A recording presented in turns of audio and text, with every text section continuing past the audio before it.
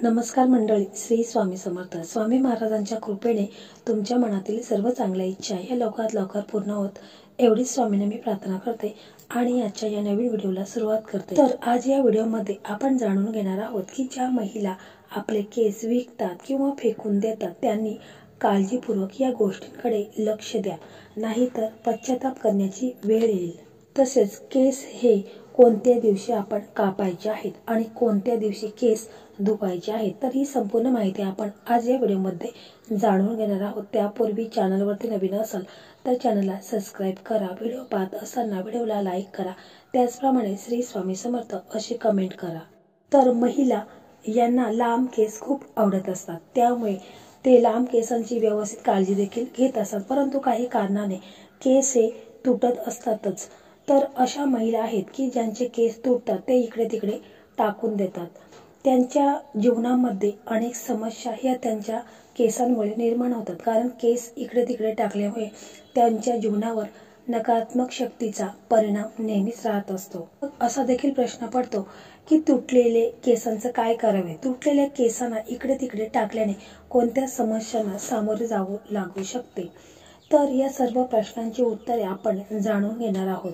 पहा, आपल्यासारख्या बऱ्याच महिलांना लांब केस ठेवण्याची आवड असते, पण हे केस जेव्हा आपण विंचरत असतो तेव्हा बरेच केस तुटून किंवा गळून बाजूला होतात. तेव्हा हे गळालेले तुटलेले केस तुम्ही काय करता, तुम्ही त्या केसांचे काय करता? तुम्हीही इतर बाकीच्या महिलांप्रमाणे तुमचे तुटलेले गळलेले केस इकडे तिकडे टाकता का किंवा कचऱ्याच्या डब्यात फेकून देता का? आणि जर तुम्ही ही चूक करत असाल तर महिलांनो सावध व्हा, कारण ज्यामुळे तुम्हाला तुमच्या जीवनात विविध प्रकारच्या समस्यांना सामोरे जावे लागू शकते.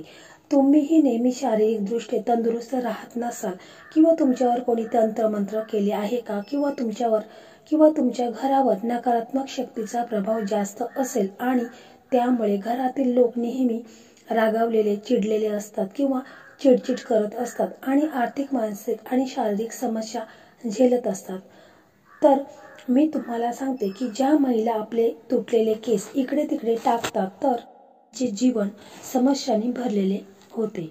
अशा महिलांवर नकारात्मक शक्तीचा परिणाम नेहमीच राहतो. तर महत्त्वाचा प्रश्न असा आहे की नेमके तुटलेल्या केसांचे काय करावे, तुटलेल्या केसांना इकडे तिकडे टाकल्याने कोणत्या समस्यांना सामोरे जावे लागू शकते. तर या सर्व प्रश्नांची उत्तरे आपण जाणून घेणार आहोत.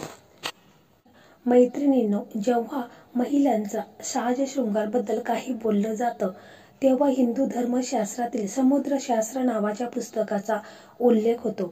या पुस्तकात महिलांबद्दल अनेक गोष्टी सांगितल्या आहेत. यात महिलांच्या चालण्या बोलण्यापासून त्यांच्या साज शृंगारापर्यंत सर्व महत्त्वाच्या गोष्टींचा उल्लेख केला गेला आहे. समुद्रशास्त्रात असे सांगितलेले आहे की महिलांना लक्ष्मीचे रूप मानले जाते.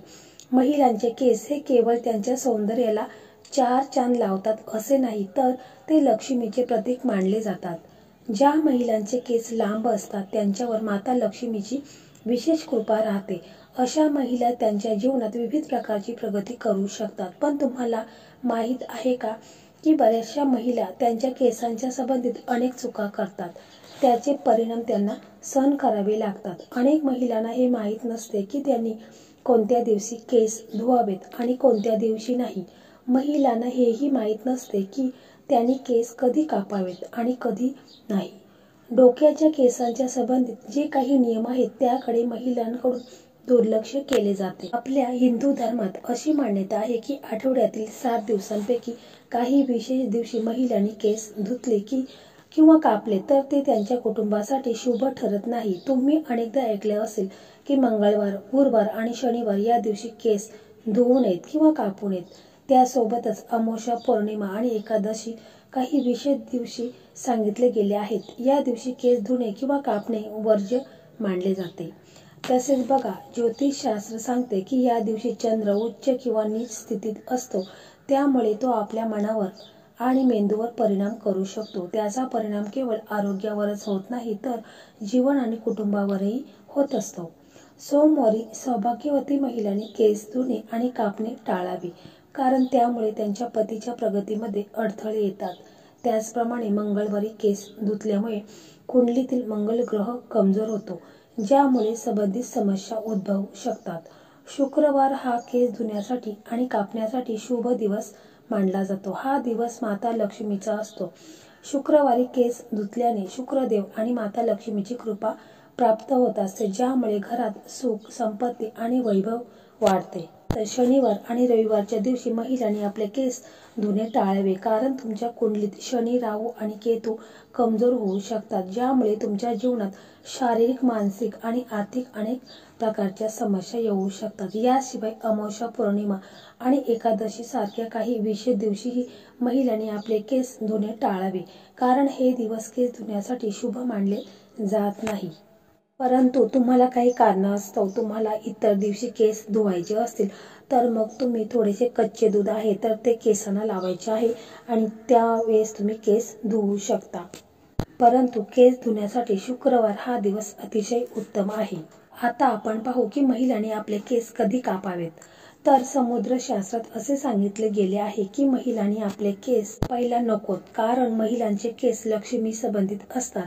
तुमचे केस जितके लांब असतात तितके तुमच्याकडे धन, संपत्ती आणि ऐश्वर्याची वाढ होत असते. पण जर तुम्ही तुमचे केस कापता तर लक्षात ठेवा की तुमचे केस अशा ठिकाणी टाकू नका जिथे ते कोणाच्या पायाखाली येतील. तसेच तुमचे केस मोकळेही ठेवू नका. तर महिला आपल्या रोजच्या आयुष्यात रोजच केस विंचरतात, त्यामुळे अनेकदा केस तुटतात. महिलांचे ते तुटलेले केस अनेकदा कचऱ्यात किंवा रस्त्यावर फेकले जातात. महिलांनी हे जाणून घेणे गरजेचे आहे की त्यांच्या केसांचा वापर तंत्रशास्त्रात केला जाऊ शकतो. म्हणजे ज्या महिला आपले केस इकडे तिकडे टाकतात त्यांचे केस जर एखाद्या तांत्रिकाच्या किंवा नकारात्मक शक्तीच्या हातात गेले तर त्याचा चुकीचा उपयोग होऊ शकतो. केसांचा वापर वाईट शक्ती तुमच्या विरुद्ध करू शकतात. तांत्रिक लोक महिलांच्या केसांचा वापर वशीकरणासाठी करतात. याशिवाय तंत्रशास्त्रात त्यांच्या शक्ती सिद्ध करण्यासाठीही महिलांच्या केसांचा वापर केला जातो. महिला जेव्हा त्यांचे केस विंचरतात किंवा बांधतात आणि त्यातून जे केस गळतात किंवा तुटतात ते केस गोळा करून जमिनीत पुरावे किंवा मातीमध्ये दाबून ठेवावेत.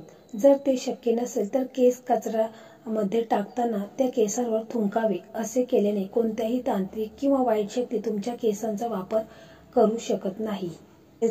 बऱ्याच खेडेगावांमध्ये केसांवरती म्हणजे काही भांडी वगैरे दिली जातात. म्हणजे महिला केस असतात ते एखाद्या पिशवीमध्ये साठवून ठेवत असतात.